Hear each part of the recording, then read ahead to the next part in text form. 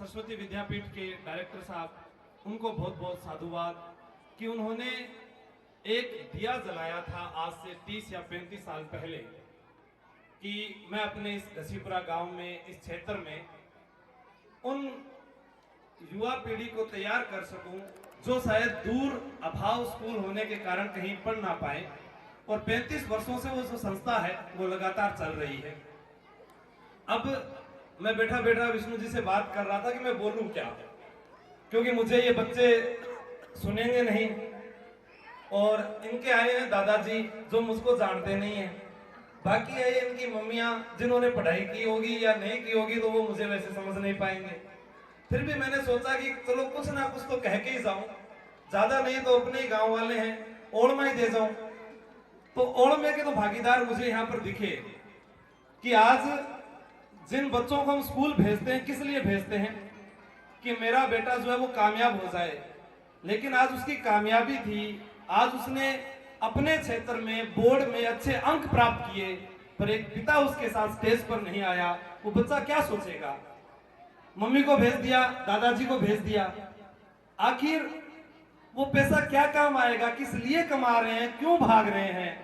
ये आपाधापी से भरी जिंदगी है। यहाँ बहुत से सिकंदर आए और वो खाली हाथ चले गए, लेकिन जिनके बच्चे कामयाब नहीं हुए साहब, कुछ भी कर लेना, पूरी जिंदगी आप ऐसे ही काम करते करते निकाल दोगे। वो बच्चे एक दिन में आपकी सारी कमाई धन दौलत ऐसे ही गवा देंगे। कहा भी गया है कि पूत कपूत तो क्यों धन सींचे और पूत सपूत तो क्यों धन सींचे।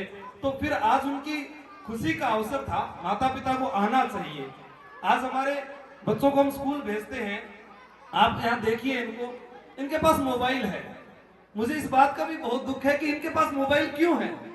मुझे मेरे मम्मी पापा ने 12वीं तक फोन नहीं दिया, और मुझे जब फोन दिया और मुझे पता चला कि इस फोन में बहुत कुछ है, अगर इसका सही प्रयोग किया जाए तो मुझे भी खुशी होती है कि आज राजस्थान में ये गर्व से कह सकता हूं कि आप किसी भी थाने में जाएं, किसी भी स्कूल में जाएं, किसी भी विभाग में जाएं, वहां पर एक उस गांव के पीड़ित विद्यार्थी को मैंने पढ़ाया या उसका मैंने सहयोग किया कि वह सरकारी नौकरी में है।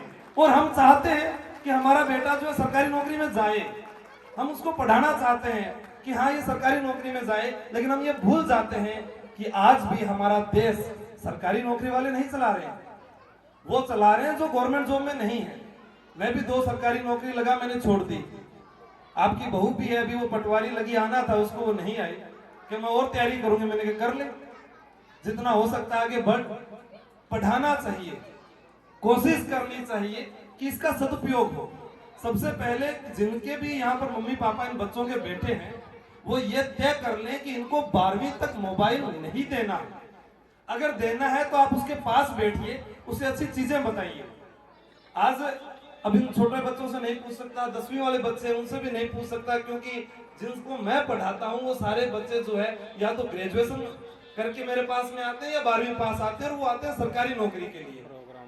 अब उनको ही मैं समझा सकता हूँ, लेकिन यहाँ मैं ये जरूर कह सकता हूँ कि अगर आपके बच्चों को, अगर यहाँ पर कोई अध्यापक या अध्यापिका इनको डांटती है, पीटती है, और आप आ जाते हैं यहाँ पर स्कूल में कि महाराज टाबर ने थे कुटिया किया, पहले दिन सोच लेना आपका बच्चा उस दिन आपके हाथ से निकल जाएगा।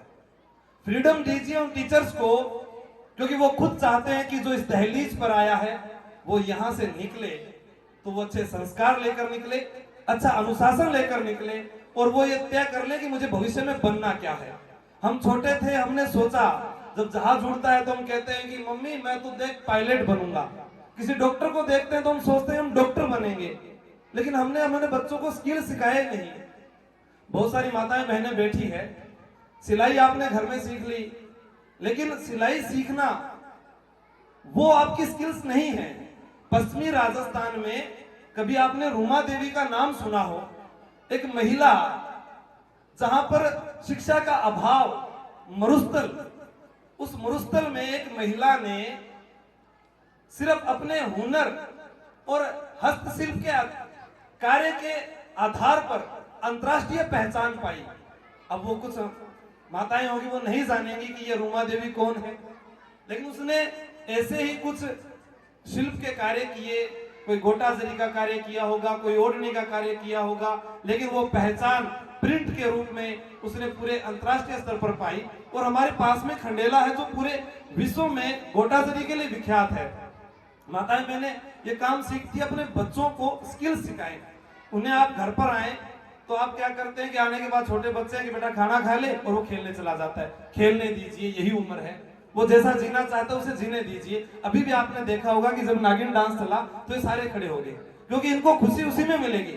उन पर आप जो है अत्यधिक दबाव मत डालिए, लेकिन उससे आप ये पूछिए कि आज तुझे स्कूल में क्या पढ़ाया गया, तूने क्या पढ़ा।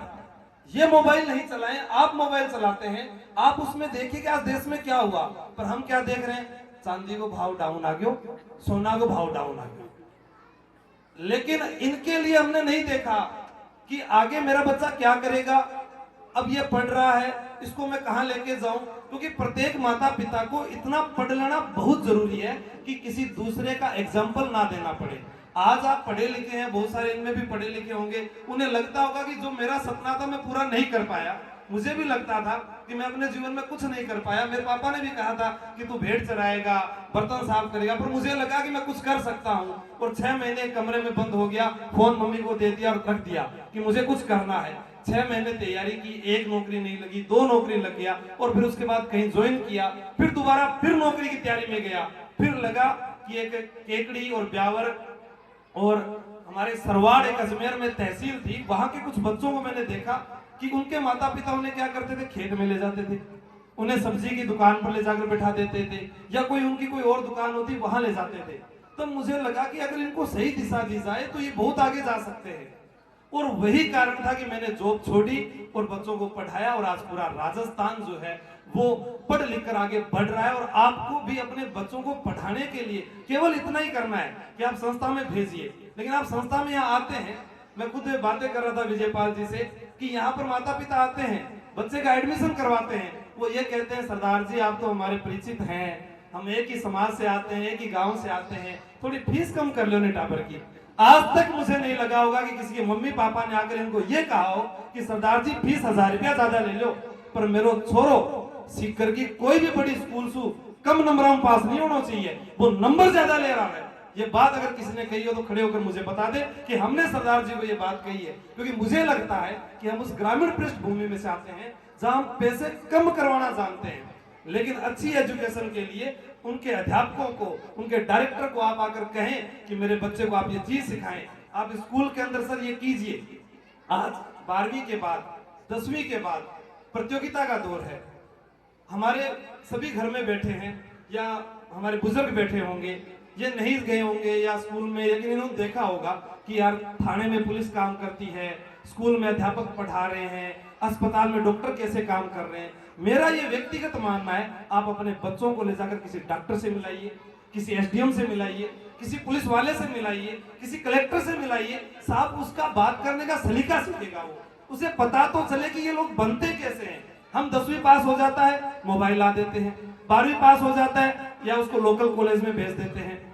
बहुत से ऐसे भी लोग होंगे जिनको ये नहीं पता कि हमारे लोकल कॉलेज से पास आउट विद्यार्थी या दिल्ली यूनिवर्सिटी से, बनारस हिंदू विश्वविद्यालय से, जवाहरलाल नेहरू विश्वविद्यालय से पास आउट विद्यार्थी जो होता है उसमें कितना अंतर होता है।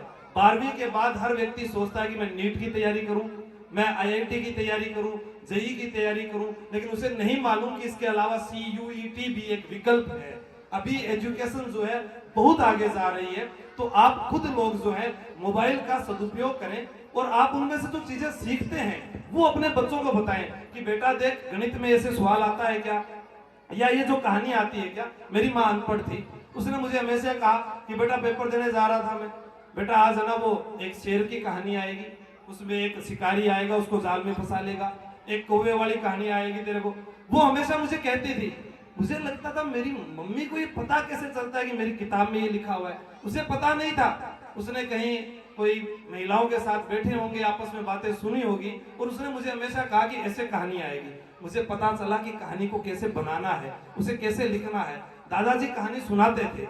अगर आज हमारे दादाजी हैं, पिताजी हैं, वो काम से आते हैं, वो कहते हैं कि मुझे नहीं नॉलेज, कुछ भी नहीं पढ़े लिखे, मानता हूं मैं नहीं पढ़े लिखे होंगे, लेकिन यहाँ पर किसी चौराहे पर कहीं कहीं और पर आप कहीं बोर्ड देखते होंगे, फोन में देखते होंगे, टीवी में देखते होंगे कि हमारा बच्चा भी कभी ओलंपिक में जा सकता है क्या। आज युवाओं की यह हालात है कि 5 किलोमीटर अगर उनको दौड़ा दिया जाए ना तो सांस फूलने लगती है। वही देश, वही राजस्थान की मिट्टी जहां से पूरा इतिहास शुरू होता है। पूरे भारत का इतिहास एक तरफ है और राजस्थान का इतिहास एक तरफ है। चाहे मैं पद्मिनी के जौहर की बात करूं या राणा प्रताप के शौर्य की बात करूं, ये उसी राजस्थान की मिट्टी है जहां पर हम जन्मे हैं। लेकिन हमारे बच्चों को हम नहीं सिखाते, हम इनको मोबाइल दे देते हैं, ये दौड़ता नहीं है, खाता नहीं है जी, ये तो मोटा ही नहीं हो रहा है। आप इसको भेजिए ना, क्रिकेट खेलने के लिए भेजिए, फुटबॉल खेलने के लिए भेजिए, हैंडबॉल के लिए भेजिए, आपका बच्चा खेल के आधार पर भी नौकरी लग जाएगा।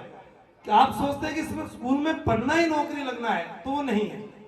बहुत ऑप्शन है आपके पास में। अगर बच्चों को आप कामयाब करना चाहते हैं, अगर मेरे को आप अपना बेटा छोटा भाई समझते हैं, तो इनको फोन मत दीजिएगा। मैं आज कह के जा रहा हूं कि आज आपका बेटा नाराज होगा, रोएगा, खाना नहीं खाएगा, लेकिन 12 साल बाद में आपको मैं याद आऊंगा जिस दिन उसके सितारे लगे होंगे कंधों पर, या वो किसी भारतीय वायुसेना में होगा या किसी ऊंचे पद पर होगा, और आपको लगेगा कि उस दिन वो बेटा कहकर गया था कि फोन मत दीजिए इसको, 12 साल बाद दीजिएगा, ये कामयाब जरूर होगा। पर आज आपने आज दे दिया तो ये कार्टून चलाएगा, खुद कार्टून बन जाएगा, गाने देखेगा, अर्थनगन तस्वीरें देखेगा और ये बिगड़ जाएगा। और बाद में आप सोचोगे कि हमारा बेटा हमारे सामने बोलता है, हमारी बात नहीं मानता, ये नहीं सुनता। मैं खुद कह रहा हूं नहीं सुनेगा, क्योंकि इसका दुष्प्रभाव इतना बढ़ चुका है कि आप लोग भी अभी गाने सुन रहे थे, जैसे ट्रेंड चलता है तन बदलूंगी भरता